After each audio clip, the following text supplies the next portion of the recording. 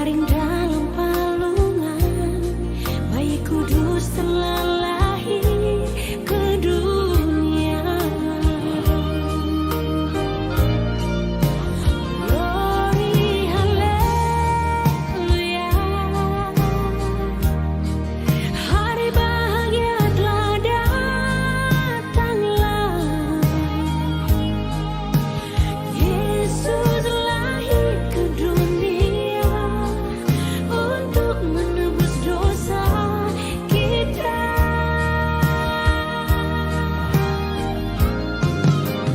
Glory, haleluya. Dia datang bawa keselamatan. Mari sembah dan puji Dia, Sang Penebus yang telah lahir.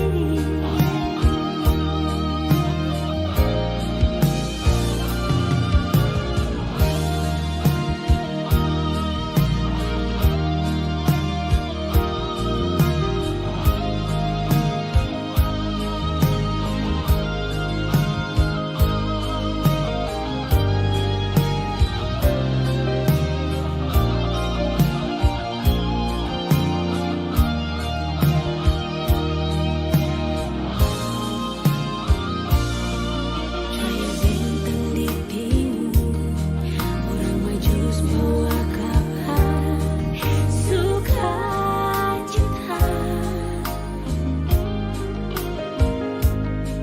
Terbaring dalam palungan, bayi kudus telah lahir ke dunia.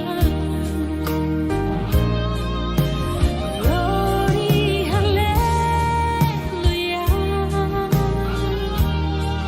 Hari bahagia telah datanglah.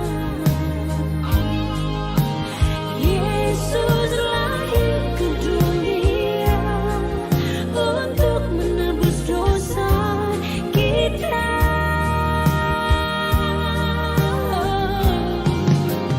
Glory, haleluya. Dia datang bawa keselamatan.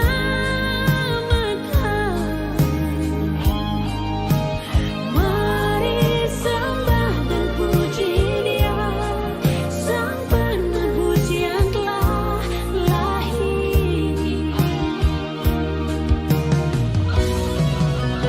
Glory, haleluya. Glory, haleluya. Hari bahagia telah datanglah. Yesus lahir ke dunia untuk menebus dosa kita.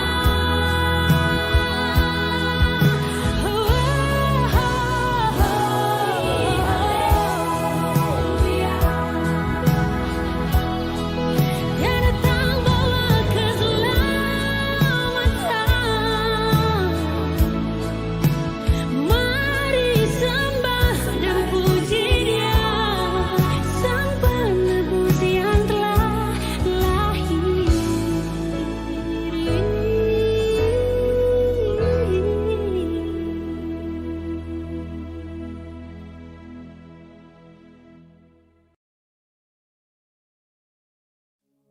Shalom, salam damai sejahtera di dalam nama Tuhan kita Yesus Kristus. Apa kabar Bapak Ibu yang luar biasa?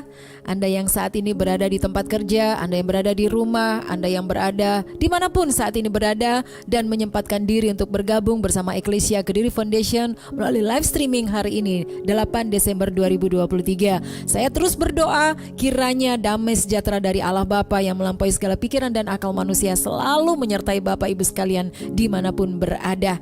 Nah, sebagaimana apa yang sudah saya BC pada hari ini, kita akan melanjutkan kembali memaknai kelahiran Tuhan Yesus Kristus. Dan subtema yang saya pilih hari ini adalah bagi Allah tidak ada yang mustahil.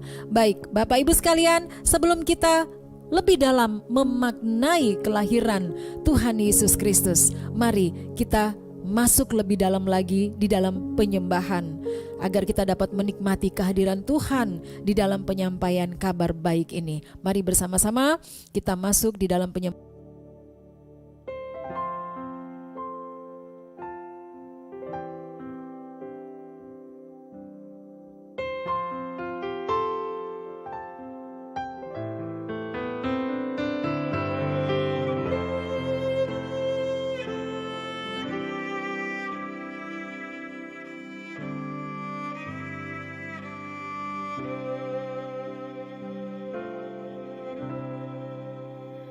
Betapa besar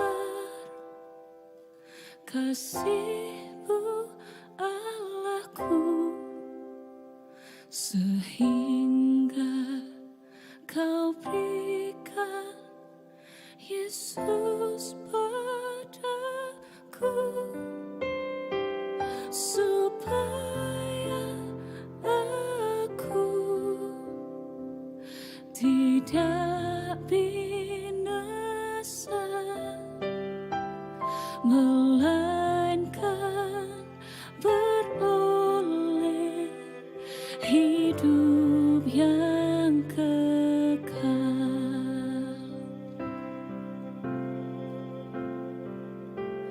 Ku sembahkan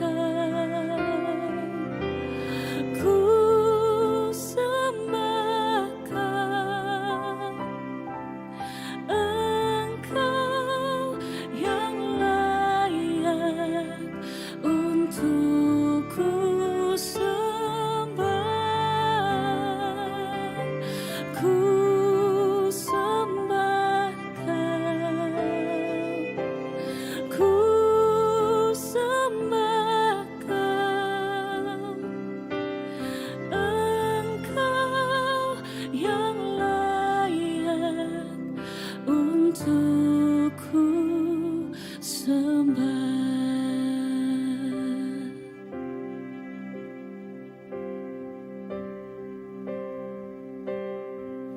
Katakan, betapa besar kasih-Mu Allahku, sehingga Kau berikan Yesus padaku, supaya aku tidak binasa, melainkan beroleh hidup yang kekal. Katakan, ku sembah, ku sembahkan, ku sembahkan Engkau yang layak untuk ku sembah. Ku sembahkan, ku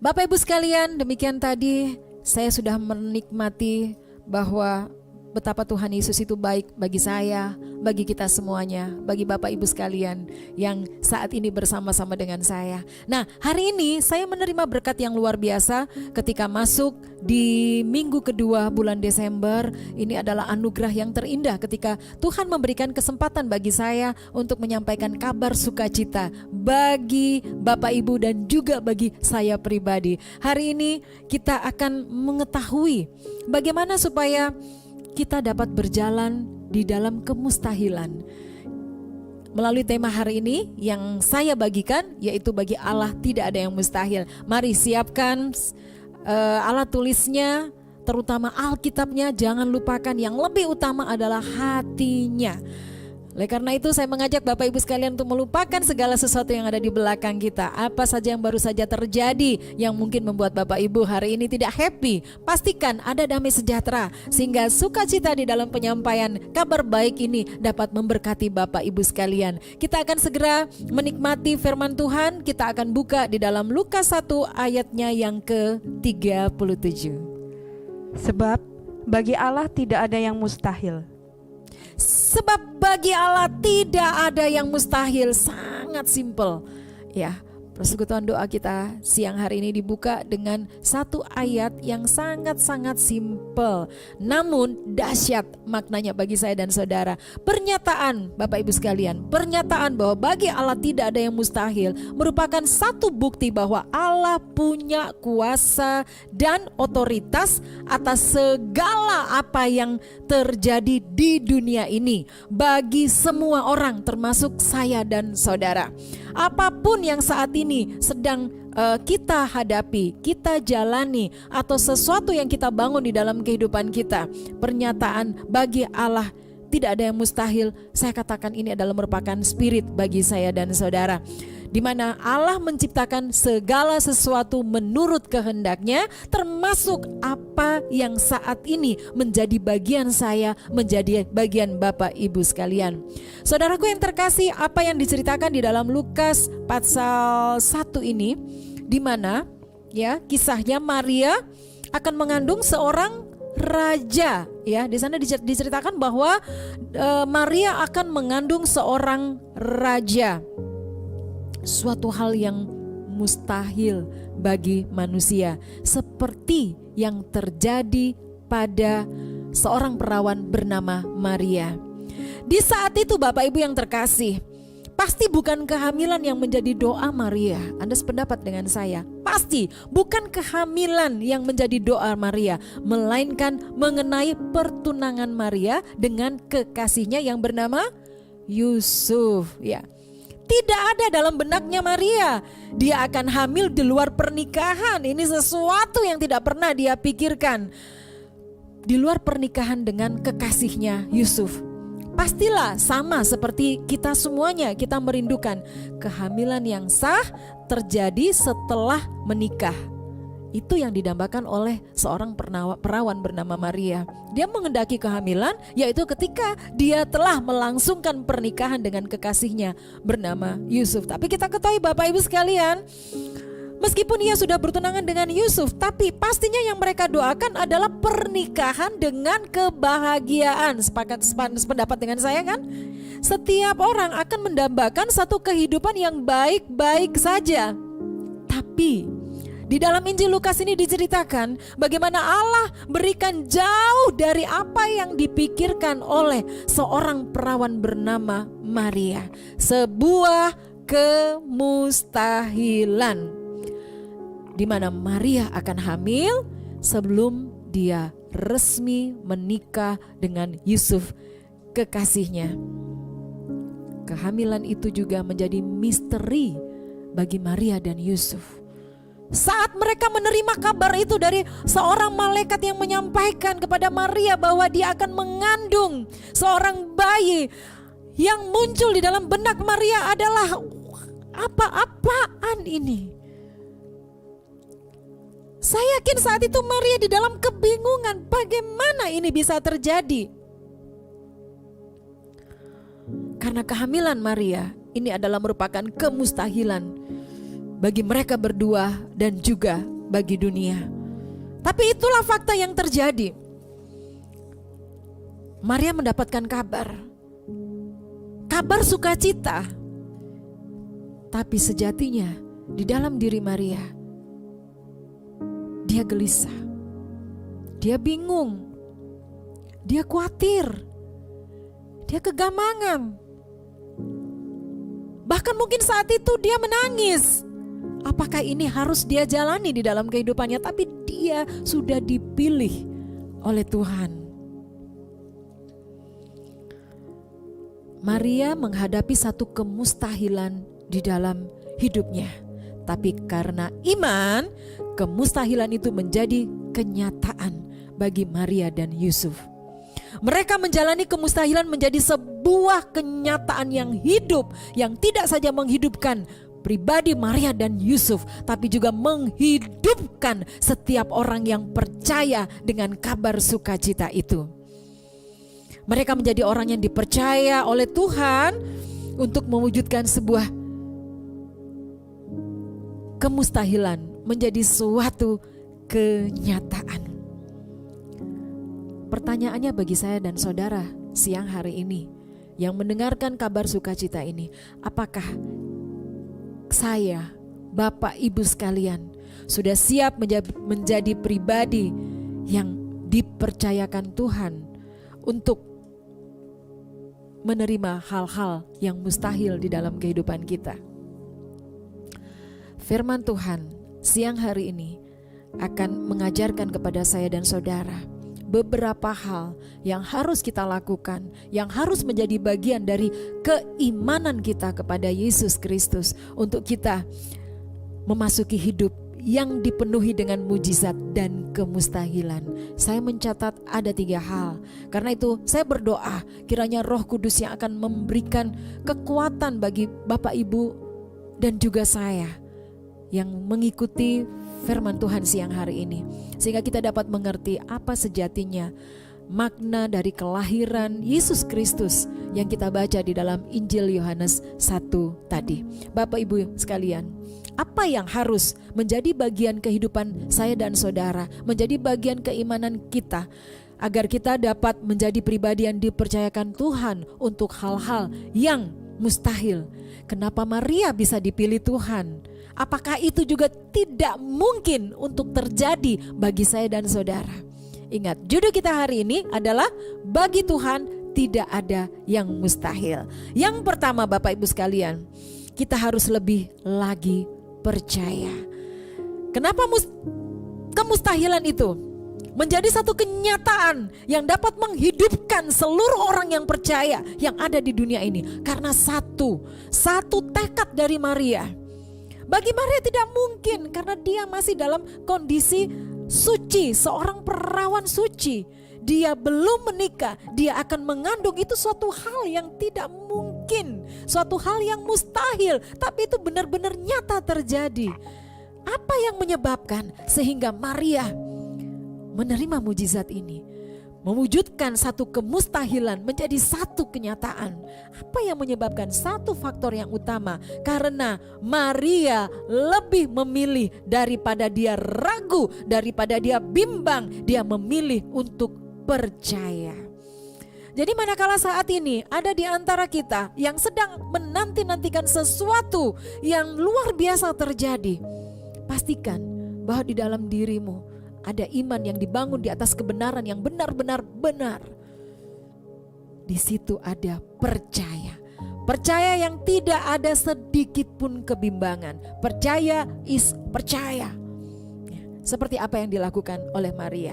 Jadi langkah pertama agar saudara dan saya bisa mewujudkan satu kemustahilan menjadi sesuatu yang nyata, yang menghidupkan hidup kita.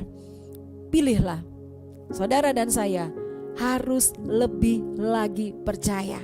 Kenapa saya tekankan harus lebih lagi percaya? Orang percaya, orang mengaku percaya itu banyak, tapi dia benar-benar percaya tidak sebanyak yang kita kira.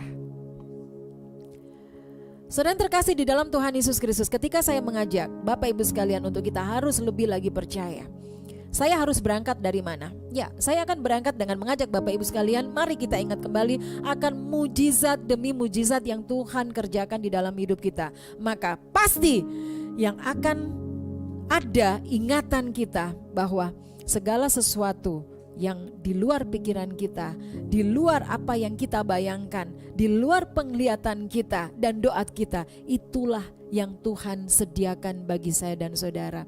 Ini yang saya maksud, satu kemustahilan yang akhirnya menjadi kenyataan, yaitu ketika kita mulai berpikir sebagaimana Bapa memikirkan sesuatu yang baik di dalam kehidupan saya dan saudara. Artinya ketika Bapa menghendaki saudara dan saya berpikir sedemikian rupa sebagaimana Bapa menghendaki saudara dan saya lakukan, itulah yang harus kita lakukan. Mari kita periksa di dalam 1 Korintus 2 ayatnya yang ke-9.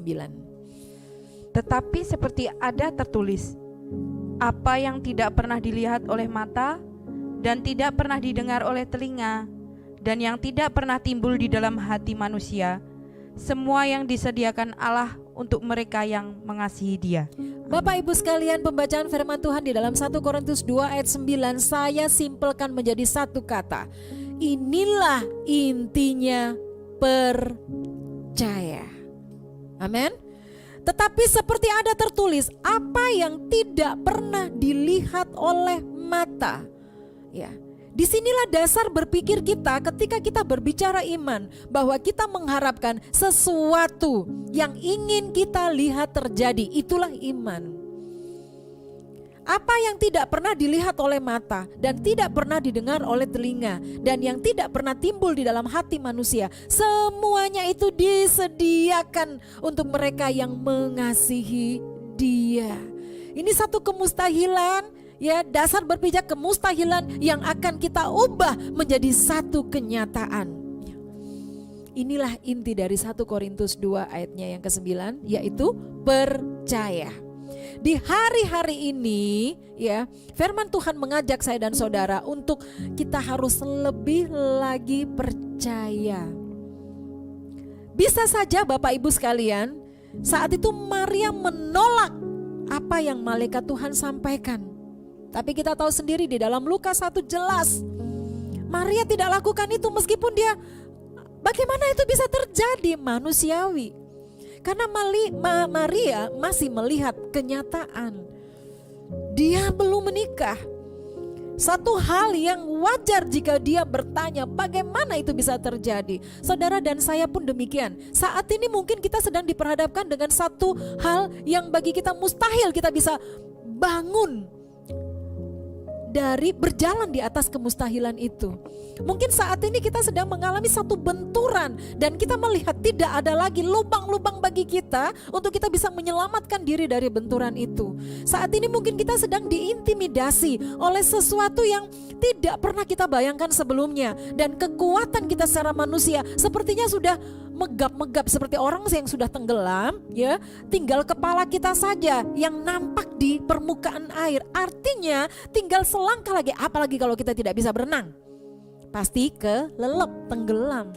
Mungkin kondisi Bapak Ibu sekalian saya gambarkan seperti itu, seperti Maria. Satu hal yang mustahil. Bapak Ibu sekalian, Maria punya alasan yang masuk akal.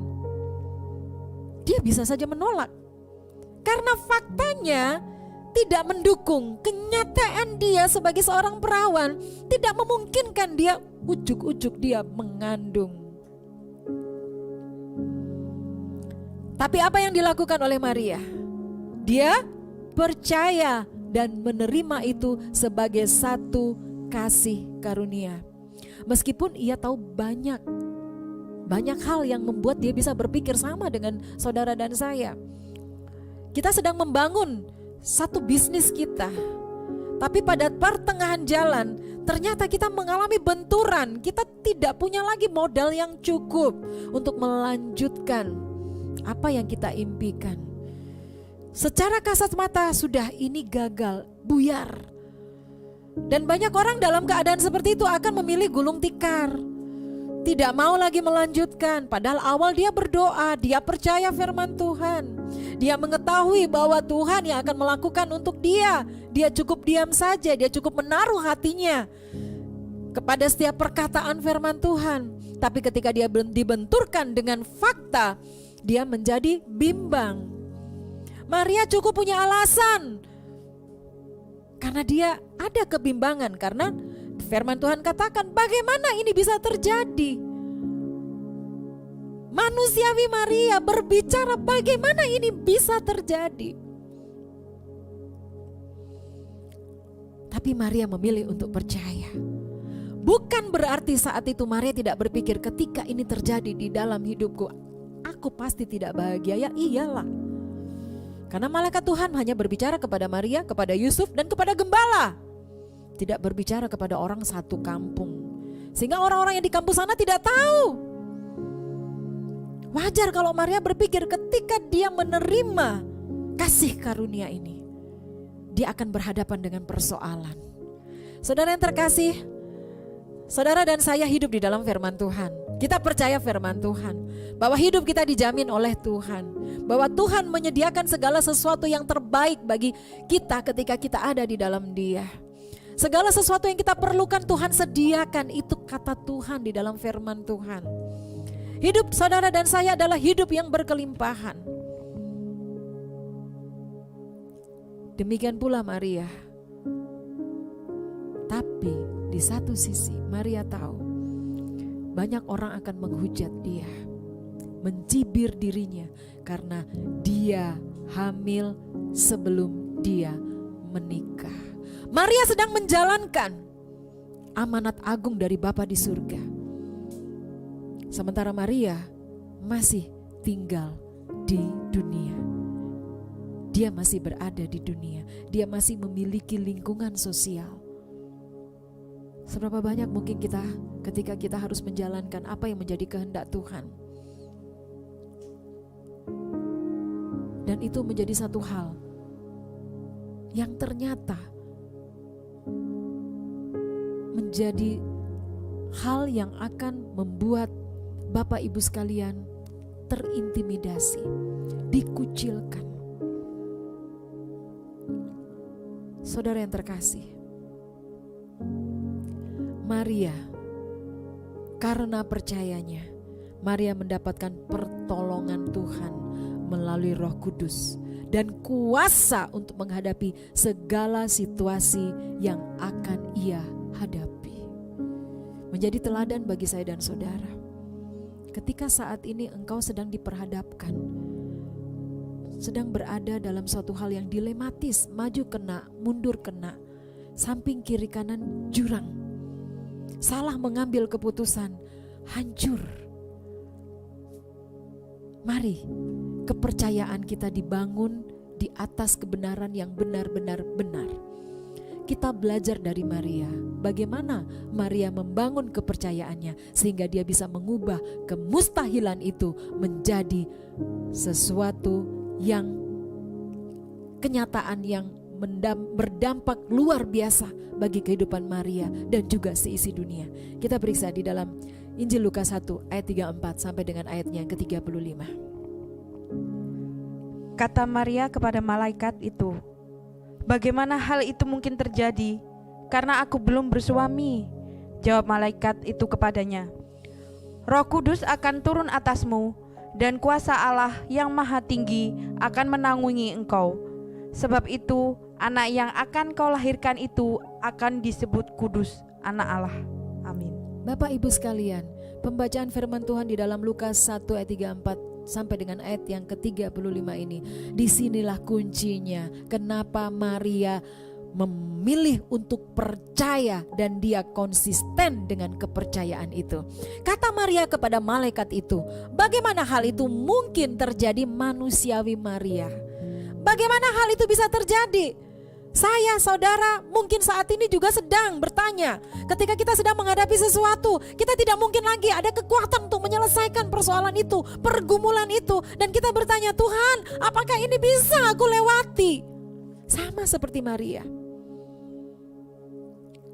Ayat 35 menjadi jawaban.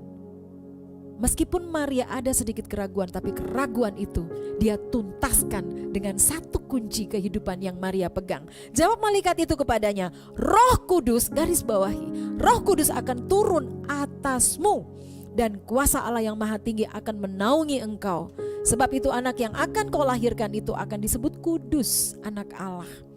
Saudara yang terkasih, Roh Kudus, Maria mengaktifkan rohnya. Pernah saya sampaikan kepada Bapak Ibu sekalian bahwa di dalam kehidupan kita ini terdiri atas tubuh, jiwa, dan roh. Ya, tubuh, jiwa, dan roh.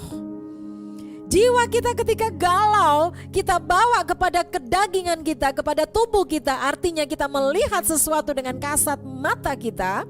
Ya, saudara akan menjadi lemah, saudara akan jatuh. Maria mungkin juga sama ketika dia menyadari bahwa dia seorang perawan.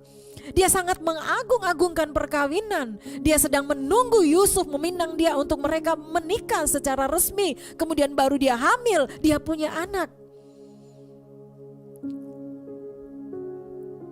Maria dalam kegalauan. Tapi kita belajar dari Maria bagaimana Maria bisa membuat kemustahilan itu menjadi kenyataan yang berdampak sesuatu yang luar biasa bagi dunia. Penyelamatan bagi dunia dan seisinya ada pada keputusan Maria saat itu. Bagaimana, di mana Maria akan bawa jiwanya? Apakah dia akan bawa kepada, melekatkan kepada roh, ataukah jiwanya ini akan dia lekatkan kepada tubuhnya? Apa hal-hal yang ada di dalam kedagingan itu? Faktor lingkungan, aduh nanti orang akan mengejek aku, nanti begini, nanti begitu. Artinya Maria tidak akan ada di dalam benaknya. Dia mengingat bahwa firman Tuhan sudah berkata dia dipilih untuk menerima kasih karunia. Banyak di antara kita ketika kita sedang diperhadapkan dengan masalah yang begitu berat seperti Maria, kita lebih banyak mencibir, kita lebih banyak nangis, kita lebih banyak mengungkapkan, mendramatisir persoalan kita. Dan kita menjadi lupa bahwa di dalam diri kita Tuhan kasih kekuatan, penolong yaitu roh. Roh itu adalah roh Allah sendiri.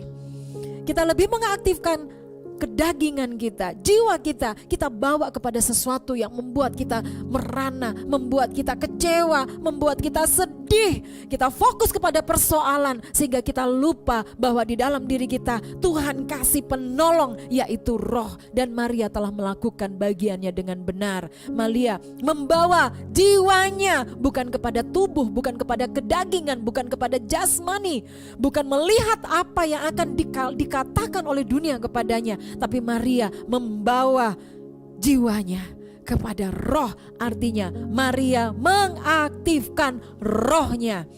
Dampaknya apa Bapak Ibu sekalian? Di sini jelas dikatakan Roh Kudus akan turun atasmu dan kuasa Allah.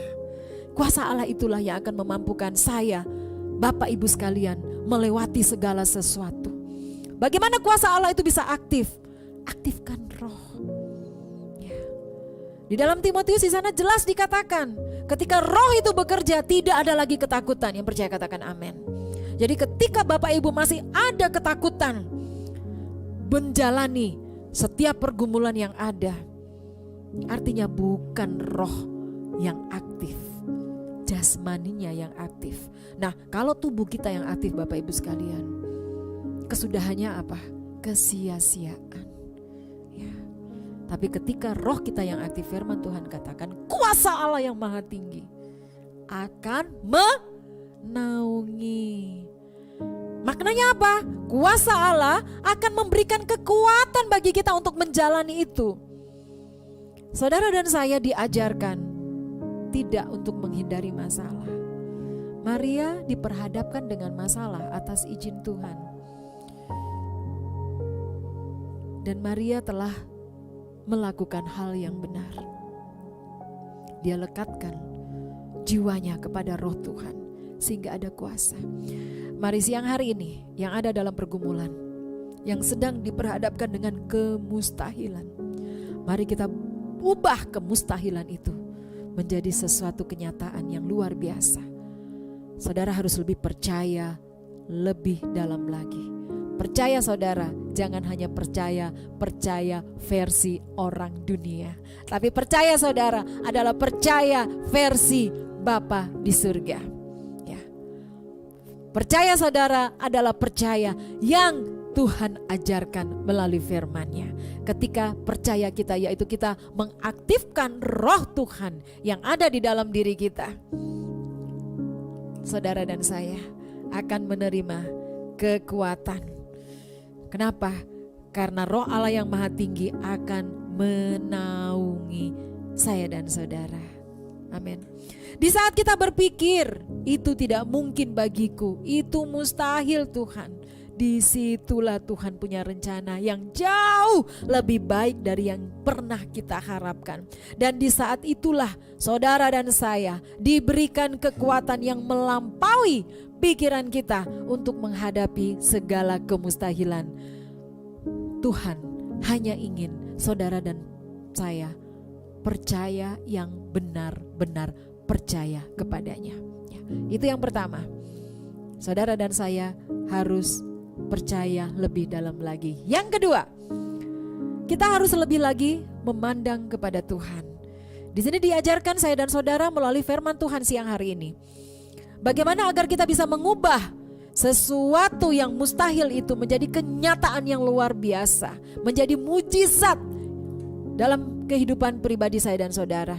Kita harus memilih lebih lagi memandang kepada Tuhan. Maknanya apa? Jangan lihat masalahnya, jangan lihat kerumitannya, jangan lihat persoalannya, tapi pandangan kita, fokus kita hanya kepada Tuhan. Saudaraku yang terkasih, memandang Tuhan ini adalah merupakan sikap kerendahan hati, di mana kita yang terhubung dengan Tuhan menyatakan kita ini hanyalah seorang hamba, dan sebagai seorang hamba kita tidak akan pernah mampu hidup tanpa Tuhan. Yang sependapat dengan saya katakan amin. Maria tidak mampu mengandung bayi Yesus kalau Roh Kudus tidak turun ke atasnya. Ya. Jelas di dalam ayat 35 tadi. Ya.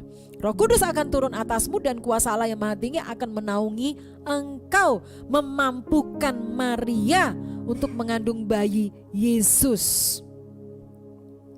9 bulan Maria mengandung, bayangkan 9 bulan. Betapa banyak orang yang akan mencibir ke Maria, mencemoohkan Maria, menghujat Maria. Saudara bisa bayangkan? Jangankan di zaman itu, zaman sekarang kalau ada peristiwa seperti ini terjadi. Ya. Mereka-mereka yang karena kelemahannya mereka hamil di luar nikah. Betapa kiri kanan mereka sudah mulai menghujat. Sampai kita tahu Bapak Ibu sekalian, peristiwa beberapa hari lalu di dalam pemberitaan, seorang bayi ditemukan tewas, dibunuh oleh ibunya sendiri karena malu. Saudara yang terkasih, Maria juga pasti tidak akan ada kemampuan menghadapi cemoohan orang-orang kalau Allah tidak memberikan kuasa. Maknanya bagi saya dan saudara, ketika kita membaca di dalam Lukas 1, 34, 35 ini, saudara dan saya perlu kuasa untuk kita mampu menghadapi apapun juga. Tanpa kuasa Allah, saudara dan saya tidak akan pernah mampu. Bahkan kita tidak bisa mengubah satu kemustahilan menjadi kenyataan yang baik, yang berdampak positif di dalam kehidupan saya dan saudara. Kita perlu kuasa Allah. Karena itu yang diaktifkan bukan mendramatisir keadaan kita, yang diaktifkan adalah roh kita. Bagaimana caranya kita mengaktifkan roh kita? Lekatkan diri kita kepada firman Tuhan. Kesukaan kita hanya pada firman Tuhan, bukan apa kata orang, bukan terhadap sekeliling kita. Fokus pikiran kita hanya kepada Tuhan.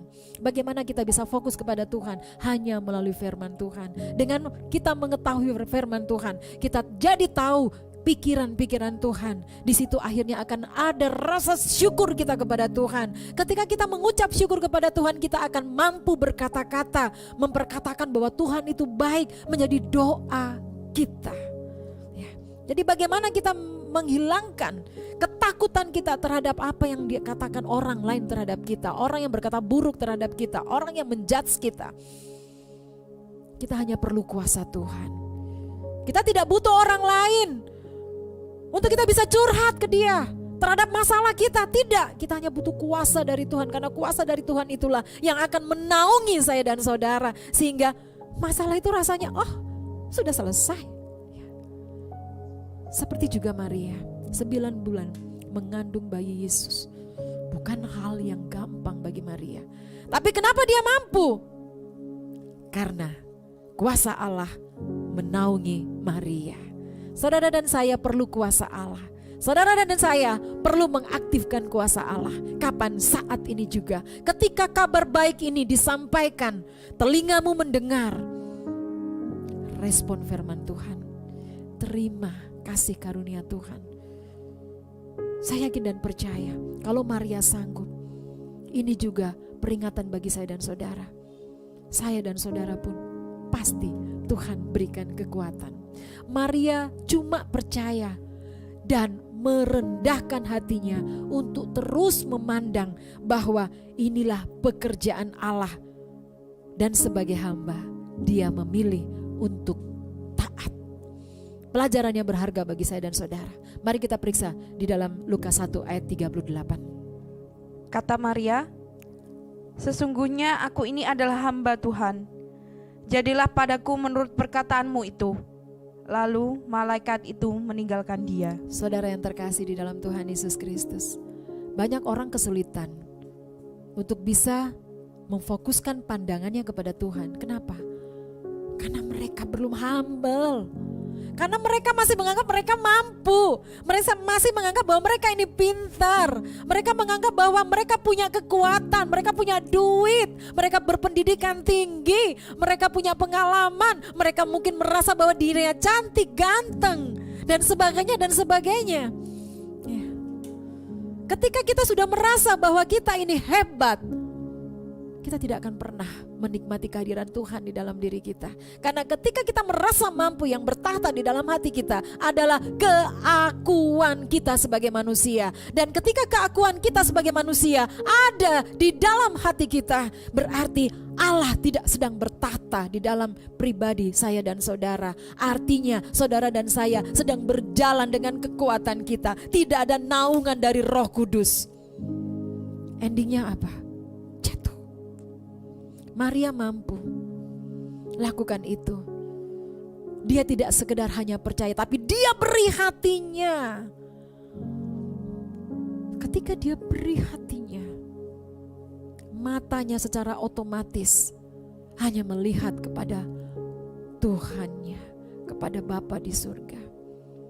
Pergumulan apa yang sedang kau hadapi saat ini? Di bulan Desember awal mungkin engkau susah membayangkan bahwa ketika engkau merayakan Natal 25 Desember mungkin engkau tidak bersama-sama dengan keluargamu. Engkau harus terpisah karena pekerjaan. Engkau harus terpisah karena jarak. Engkau harus terpisah karena sesuatu. Engkau tidak bersama-sama menikmati kebersamaan Natal. Engkau harus merayakan Natal sendirian. Mungkin saat ini engkau menjadi lemah. Mungkin saat ini engkau sudah mulai gundah. Saya katakan, Roh tidak akan bekerja kalau kita ada di dalam kegelisahan dan ketakutan.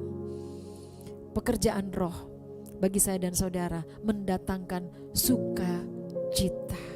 Dan ketika kita sukacita, firman Tuhan katakan Dia akan memberikan apa yang diinginkan hati kita. Yang percaya katakan amin.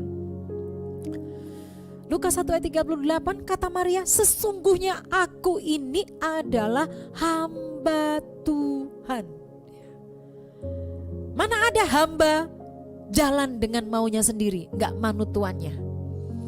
Hamba yang tidak patuh terhadap tuannya pasti di PHK. Amin. Maria menyerahkan hatinya kepada Tuhan. Dia menyadari bahwa dia adalah hamba. Ketika kita berbicara dengan kerendahan hati, serta-merta kita meluaskan kuasa Tuhan berdaulat. Kata Maria, jadilah padaku menurut perkataanmu itu. Maknanya apa? Maria merespon firman Tuhan tanpa bla bla bla. Dia sempat ragu, bagaimana mungkin itu bisa terjadi? Wajar, manusia. Tapi dia tidak bilang Bagaimana nanti kata tetangga? Apa kata orang terhadap aku? Maria tidak merengek seperti itu yang sering dilakukan oleh orang-orang zaman sekarang. Maria percaya sehingga dia bisa berkata, jadilah padaku menurut perkataanmu itu. Respon firman adalah ketika kita terima firman Tuhan tanpa logika berpikir manusia. Kita terima firman Tuhan benar-benar dengan iman. Oleh karena Roh Tuhan yang bekerja. Kuncinya, kenapa Maria mampu membuat kemustahilan menjadi kenyataan yang luar biasa? Maria patuh. Sebagai hamba, dia patuh. Dan firman Tuhan mengajarkan bagi saya dan saudara bahwa kepatuhan kita terhadap firman Tuhan ini adalah kunci keberhasilan bagi saya dan saudara untuk menerima mujizat dari Tuhan. Kita periksa di dalam kitab Kejadian 4 ayatnya yang ke-7. Apakah mukamu tidak akan berseri jika engkau berbuat baik? Tetapi jika engkau tidak berbuat baik, dosa sudah mengintip di depan pintu. Ia sangat menggoda engkau, tetapi engkau harus berkuasa atasnya. Amin. Ya, saudara yang terkasih, bagaimana supaya kita dapat melakukan apa yang menjadi kehendak Tuhan? Ya. Mukamu dalam versi yang lain ya, Kejadian 4 ayat 7, mukamu tentu memancarkan sukacita. Jadi wajah saudara dan saya akan mencerminkan sukacita. Ingat, sukacita ini adalah modal bagi kita untuk mendapatkan apapun yang kita inginkan. Yang percaya katakan amin. Ya, bagaimana caranya? Ya, kita harus melakukan apa yang benar yang seharusnya kita lakukan. Kalau kita tidak melakukan apa yang benar sebagai sesuatu yang memang harus kita lakukan, ya. Ini dikatakan apabila engkau tidak mau taat dan melakukan yang salah, maka hati-hati, waspada. Saat itu kita sudah berada di mulut jurang kebinasaan. Dosa sedang mengincar saya dan saudara yang tentu saja akan membinasakan saya dan saudara. Harus kita hindari itu. Caranya bagaimana? Supaya kita tetap sukacita dan kita bisa menikmati apapun yang kita inginkan. Lakukan yang benar. Ya, yang seharusnya kita lakukan. Pertanyaannya Jessica, yang benar, apa yang benar itu bagaimana? Itu yang harus kita ketahui, kita periksa di dalam 1 Yohanes 5 ayat yang ke-20. Akan tetapi kita tahu bahwa Anak Allah telah datang dan telah mengaruniakan pengertian kepada kita, supaya kita mengenal yang benar dan kita ada di dalam yang benar, di dalam Anaknya Yesus Kristus. Dia adalah Allah yang benar dan hidup yang kekal. Ya, inilah yang benar. Ya, saudara gak usah pusing-pusing membuka kamus manapun. Yang benar inilah kuncinya. Sehingga kita benar-benar ada sukacita. Cukup kita mengimani apa yang firman Tuhan katakan. Akan tetapi kita tahu bahwa Anak Allah telah datang. Siapa Anak Allah? Yesus Kristus. Dan telah mengaruniakan pengertian kepada kita supaya kita mengenal yang benar. Amin. Dan kita ada di dalam yang benar. Di dalam yang benar itu apa? Di dalam Anaknya Yesus Kristus. Siapa dia? Dia adalah Allah yang benar dan hidup yang kekal. Ya. Sangat sederhana, tapi gak banyak orang mau menjadikan ini sebagai dasar perjalanan kehidupannya, sehingga dia bisa menyerahkan hatinya kepada Tuhan, sehingga hidupnya tidak damai sejahtera. Kenapa? Karena dia tidak bisa memandang sesuatu yang luar biasa di dalam pribadi Tuhan Yesus Kristus, bahwa Yesus Kristus adalah satu-satunya yang benar, dan kita yang percaya kepadanya, kita ada di dalam yang benar. Firman Tuhan katakan, yang benar itu adalah Yesus Kristus. Siapa dia? Dia adalah Allah yang benar dan hidup yang kekal. Ya. Tidak ada kematian bagi saya dan saudara. Kematian jasmani iya, tapi ketika kita melek mata, kita sudah bersama-sama dengan Dia. Kematian di sini berbicara tentang segala sesuatu yang ada menjadi bagian hidup saya dan saudara. Ekonomi kita nggak akan mati. Ya. Pekerjaan kita tidak akan mati, yang percaya katakan amin. Kesehatan kita tidak akan mati. Semua yang kita lakukan tidak akan pernah mati. Karena saudara dan saya berada di dalam kehidupan yang kekal. Di dalam Yesus kita dapatkan itu semua. Cuman satu hal, respon ini dengan percaya yang benar-benar percaya. Berbicara tentang mengenal yang benar, perlu mungkin saya buka lagi kan ya. Kita buka lagi dalam Yohanes 14 ayat yang ke-6. Kata Yesus kepadanya, "Akulah jalan dan kebenaran dan hidup. Tidak ada seorang pun yang datang kepada Bapa kalau tidak melalui aku." Amin. Betapa kita punya Tuhan Yesus yang luar biasa. Dia adalah satu-satunya jalan, kebenaran dan kehidupan bagi saya dan saudara. Keselamatan bagi saya dan saudara. Amin. Ya. Saat kita menggandeng tangan Tuhan kita Yesus Kristus, kita berserah. Kita membiarkan Tuhan bekerja di depan kita dan membela kita. Di saat inilah segala hal yang tadi kita katakan, sesuatu yang mustahil menjadi mungkin. Yang percaya katakan amin. Tuhan mau kita mengikut sertakan Dia untuk melakukan perkara-perkara besar. Saat mata kita saat ini mungkin terus memandang kepada Tuhan dengan segala hal yang kita ketahui, kebenaran yang hakiki melalui firman Tuhan. Dengan segala kerendahan hati kita, kita akan mengerti bahwa di dalam kemustahilan kita tahu bahwa Allah pasti turut bekerja di dalam segala hal yang sedang kita hadapi saat ini. Dan itu mendatangkan kebaikan bagi saya dan saudara. Ini sering sekali saya sampaikan. Ya, kita periksa aja, memberikan kekuatan bagi saya dan saudara, Roma 8 ayat 28. Kita tahu sekarang bahwa Allah turut bekerja dalam segala sesuatu untuk mendatangkan kebaikan bagi mereka yang mengasihi Dia, yaitu bagi mereka yang terpanggil sesuai dengan rencana Allah. Amin. Ya. Kita semua yang sedang menikmati kabar baik siang hari ini, saudara dan saya terpanggil untuk menikmati rencana Allah yang luar biasa. Yang sepakat dengan saya katakan amin. Ya.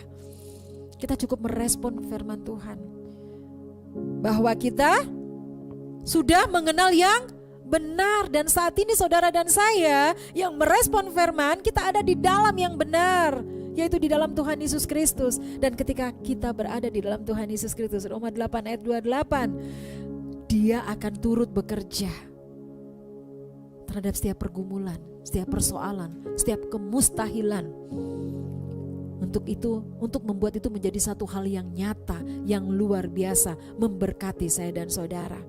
Allah turut bekerja dalam segala sesuatu, berarti dalam segala situasi dan kondisi, kegagalan maupun keberhasilan, kesulitan maupun tantangan, termasuk dalam setiap bagian proses hidup yang saat ini sedang engkau jalani. Cukup beri hatimu, cukup respon tanpa ragu firman Tuhan. Lakukan seperti apa yang dilakukan oleh Maria. Dia menjalani apa yang menjadi bagiannya. Dia lakukan apa yang menjadi bagiannya. Sehingga Maria bisa mengubah kemustahilan menjadi satu kenyataan yang luar biasa. Yang ketiga, jadi yang pertama tadi apa? Kita harus benar-benar lebih dalam untuk percaya. Yang kedua, berpengharapan hanya kepada Tuhan. Yang ketiga, kita harus lebih memilih lagi memperkatakan kebenaran. Bapak Ibu, kita sudah mengetahui bahwa kita sudah berada di dalam hal yang benar. Kita ada di dalam hal yang benar, yaitu di dalam Tuhan Yesus Kristus. Ini gak hanya sekedar menjadi pengetahuan bagi kita saja, tapi harus kita perkatakan. Jadi selain kita percaya dan hanya memandang kepada Tuhan, sikap lain yang perlu saudara dan saya bangun saat ini adalah kita memilih untuk terus memperkatakan firman Tuhan. Kenapa harus demikian? Karena firman Tuhan itu punya kuasa yang dalam kehidupan umatnya ini akan menjadi sesuatu yang saya tidak bisa katakan dengan bahasa-bahasa yang saya ketahui, tapi satu kemustahilan yang akan menjadi kenyataan yang luar biasa hanya berkat kuasa perkataan firman. Kita akan periksa di dalam Yeskiel 37 ayat yang pertama sampai dengan ayatnya yang ke-14. Pembacaan cukup panjang, tapi ini saudara dan saya yakin akan mendapatkan kekuatan betapa kuasa firman itu mampu membangun segala sesuatu di dalam kehidupan saya dan saudara. Kebangkitan Israel. Lalu kekuatan Tuhan meliputi aku, dan Ia membawa aku keluar dengan perantaraan Roh-Nya dan menempatkan aku di tengah-tengah lembah, dan lembah ini penuh dengan tulang-tulang.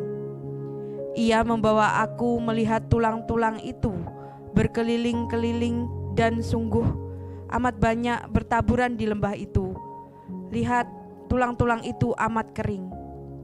Lalu Ia berfirman kepadaku, "Hai anak manusia, dapatkah tulang-tulang ini dihidupkan kembali?" Aku menjawab, "Ya Tuhan Allah, Engkaulah yang mengetahui." Lalu firman-Nya kepadaku, "Bernubuatlah mengenai tulang-tulang ini, dan katakanlah kepadanya, Hai tulang-tulang yang kering, dengarlah firman Tuhan. Beginilah firman Tuhan Allah kepada tulang-tulang ini. Aku memberi nafas hidup di dalammu, supaya kamu hidup kembali. Aku akan memberi urat-urat padamu, dan menumbuhkan daging padamu. Aku akan menutupi kamu dengan kulit, dan memberikan kamu nafas hidup, supaya kamu hidup kembali, dan kamu akan mengetahui bahwa Akulah Tuhan." Lalu aku bernubuat seperti diperintahkan kepadaku, dan segera sesudah aku bernubuat, kedengaranlah suara, sungguh suatu suara berderak-derak, dan tulang-tulang itu bertemu satu sama lain. Sedang aku mengamat-amati, lihat urat-urat ada dan daging tumbuh padanya, kemudian kulit menutupinya, tetapi mereka belum bernafas. Maka firman-Nya kepadaku, "Bernubuatlah kepada nafas hidup itu. Bernubuatlah, hai anak manusia, dan katakanlah kepada nafas hidup itu, beginilah firman Tuhan Allah, hai nafas hidup, datanglah dari keempat penjuru angin, dan berhembuslah ke dalam orang-orang yang terbunuh ini, supaya mereka hidup kembali." Lalu aku bernubuat seperti diperintahkannya kepadaku, dan nafas hidup itu masuk di dalam mereka, sehingga mereka hidup kembali. Mereka menjejakkan kakinya suatu tentara yang sangat besar. Firman-Nya kepadaku, "Hai anak manusia, tulang-tulang ini adalah seluruh kaum Israel. Sungguh mereka sendiri mengatakan, tulang-tulang kami sudah menjadi kering, dan pengharapan kami sudah lenyap, kami sudah hilang. Oleh sebab itu, bernubuatlah dan katakan kepada mereka, beginilah firman Tuhan Allah, sungguh aku membuka kubur-kuburmu dan membangkitkan kamu, hai umatku, dari dalamnya, dan aku akan membawa kamu ke tanah Israel. Dan kamu akan mengetahui bahwa Akulah Tuhan pada saat aku membuka kubur-kuburmu dan membangkitkan kamu, hai umatku, dari dalamnya. Aku akan memberikan Roh-Ku ke dalammu sehingga kamu hidup kembali, dan aku akan membiarkan kamu tinggal di tanahmu, dan kamu akan mengetahui bahwa Aku Tuhan yang mengatakannya dan membuatnya. Demikianlah firman Tuhan. Saudara yang terkasih, tulang-tulang berbicara bangsa Israel, dan bangsa Israel masa kini adalah saudara dan saya. Allah berfirman kepada Yehezkiel untuk bernubuat atas tulang-tulang kering di tengah lembah. Ini juga berbicara kepada saya dan saudara yang saat ini tulang-tulang kita sedang kering, ya, kantong kita yang kering, semangat kita yang kering, kesehatan kita, hubungan kita dengan keluarga kita lagi tidak baik-baik saja. Istri terhadap suami, suami terhadap istri, anak kepada orang tua dengan anak. Kesibukan membuat segala sesuatunya menjadi terputus. Firman Tuhan berbicara tentang kekeringan apapun yang saat ini ada di dalam kehidupan saya dan saudara. Ya. Tapi firman Tuhan katakan di sini, firman itu akan menghembuskan nafas hidup supaya tulang-tulang itu hidup kembali. Saudara yang terkasih, hari ini apa yang menjadi tulang-tulang kering di dalam hidupmu? Keuangan, pekerjaan, rumah tangga, atau apapun situasi yang kering dalam hidup kita yang saya tidak bisa uraikan satu persatu, Bapak Ibu cukup berbicara kepada Tuhan saat ini. Tuhan inginkan kita setiap hari memperkatakan berkat atas hidup kita, agar ada nafas hidup, ada kekuatan, ada semangat yang baru untuk kekeringan kita.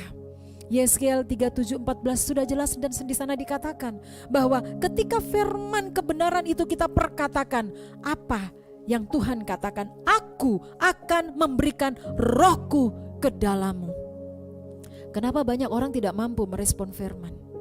Kenapa banyak orang hanya bisa mendengar firman, dia masuk ke telinganya, sempat nginep 1 jam 2 jam di dalam hatinya untuk direnungkan, tapi tidak membawa sesuatu yang berdampak dahsyat di dalam kehidupannya, karena dia tidak perkatakan. Ketika firman Tuhan masuk di dalam telinganya, dia renungkan, kemudian matanya melihat persoalannya, dia memperkatakan apa yang dia lihat, bukan kepada firman yang sudah masuk di dalam hatinya. Akhirnya apa yang terjadi? Tenggelam dengan persoalannya. Saudara dan saya perlu roh Tuhan, karena roh Tuhan itu yang akan membuat kita punya kuasa, dan kuasa itu yang akan membuat saudara dan saya mampu. Yeskiel 37:14 dikatakan bahwa ketika kita memperkatakan firman Tuhan, Bapa di surga berkata bagi saya dan saudara siang hari ini, aku akan memberikan rohku ke dalammu sehingga kamu hidup kembali. Serba banyak kita yang mendengar firman Tuhan siang hari ini. Kita merindukan ekonomi kita bangkit kembali, keluarga kita, keharmonisannya hidup kembali, pekerjaan kita hidup kembali, kenyamanan kita hidup kembali. Bapak Ibu sekalian, saat kebenaran diperkatakan, ada hal-hal mustahil yang akan Dia sediakan bagi saya dan saudara. Karena itu, melalui penyampaian firman Tuhan siang hari ini, tidak ada yang mustahil bagi Tuhan. Tapi bagi saudara dan saya, belum tentu. Tapi itu akan terjadi bagi kita ketika kita mau merespon firman Tuhan. Dengan apa? Percaya lebih dalam, berpengharapan hanya kepadanya, dan memperkatakan firman Tuhan.